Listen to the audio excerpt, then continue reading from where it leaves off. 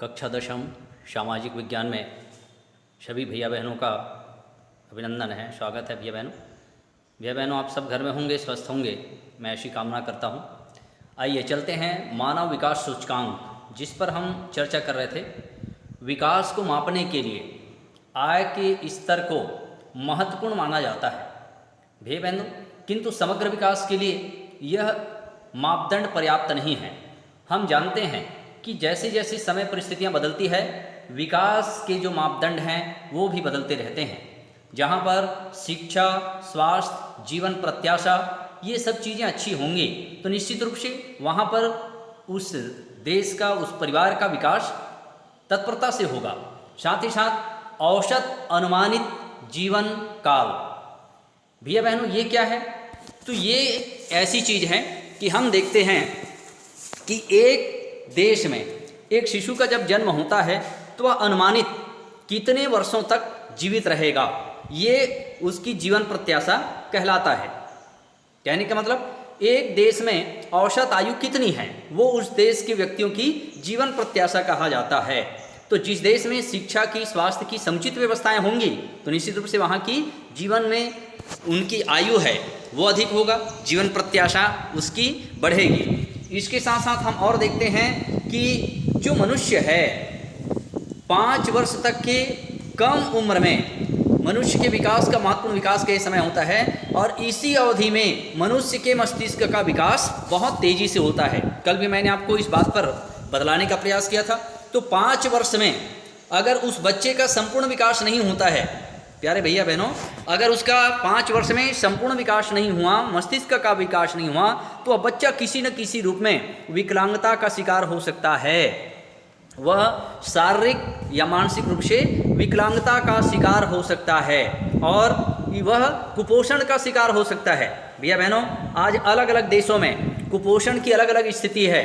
कई देशों हम देखते हैं कि अधिकांश बच्चे उम्र के साथ, उनका उम्र जब बढ़ता है तो उसका वजन भी बढ़ना चाहिए, उम्र बढ़ता है तो उसके हिसाब से उसकी ऊंचाई भी बढ़नी चाहिए। मगर कई देशों में हम देखते हैं कि बच्चों का उम्र के साथ उनकी ऊंचाई नहीं बढ़ती है या उनकी वजन में वृद्धि नहीं होती है।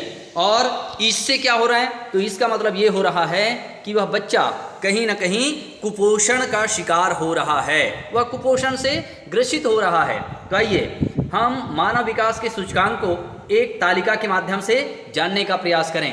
भारत व पड़ोसी देशों के चयनित मानव विकास सूचकांक सन 2010। भैया बहनों, इसमें हम तुलना करते हैं नेपाल, भारत, चीन, श्रीलंका। तो यहाँ पर जीवन प्रत्याशा पहले देखते हैं। तो नेपाल में जीवन प्रत्याशा कितनी है? यहाँ पर देखिएगा 69 वर्ष। भारत में कितना है? 65 वर्ष। चीन में कितना है? 73 वर्ष। श्रीलंका में कितना है? 75 वर्ष। अर्थात नेपाल का व्यक्ति अधिकतम कितने वर्ष जीवित रह सकता है? 69 साल तक। भारत में 65 वर्ष। मतलब 4 देशों की हम तुलना करें तो ये चारों देशों में सबसे कम जीवन प्रत्याशा कहाँ की है? भारत का है। फिर यहाँ पर हम और देखते हैं साक्षरता दर। तो यहाँ पर साक्षरता दर में थोड़ा सा ध्यान चाहूँगा। नेपाल में साक्षरता दर कितना है? 59%। भारत में कितना है? तो भारत में देखते हैं 63%। फिर चीन में कितना है? 98%। फिर श्रीलंका, यहाँ पर 91% साक्षरता दर है। तो इसके आधार पर हम किसी देश की विकास को माप सकते हैं। फिर यहाँ पर और चलते हैं, 5 वर्ष के कम उम्र के बच्चों में कुपोषण का स्तर कैसा है? तो यहाँ पर देखते हैं उम्र के अनुसार कम ऊंचाई वाले प्रतिशत देखते हैं। तो यहाँ पर हम क्या देखते हैं कि नेपाल में कितना बता रहा है? 49%। 49% जो बच्चे हैं वो क्या हैं? तो यहाँ पर ऐसे बच्चों की जो ऊंचाई है वो कम है। भारत में 48%।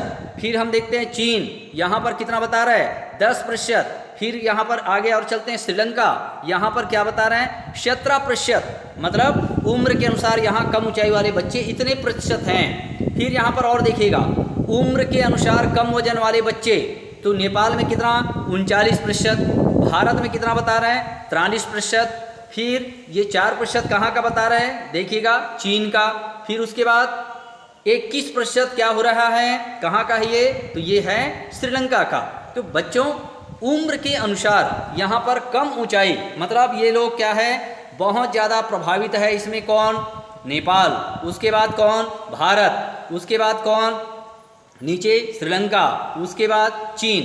तो इस तरीके से हम किसी देश की साक्षरता, वहाँ के कुपोषण, इन सभी चीज़ों का तुलनात्मक अध्ययन कर सकते हैं। भैया बहनों, किसी भी देश के विकास को अगर मापना है, किसी भी देश के विकास को हम मात्र आय के आधार पर नहीं, वहाँ के उपभोक्ता व्यय के आधार पर ही नहीं, वहाँ पर हम देखते हैं कि वहाँ की जीवन प्रत्याशा, वहाँ की साक्षरता दर, वहाँ पर कुपोषण का स्तर क्या है, इन सभी चीज़ों के आधार पर किसी भी देश के विकास को नापा जा सकता है। और मानव विकास सूचकांक किसी देश के तुलना करने के लिए बहुत महत्वपूर्ण है। हम कई देशों की तुलना कर सकते हैं और इसके आधार पर ये मूल्यांकन कर सकते हैं कि किस देश का कितना विकास हो रहा है।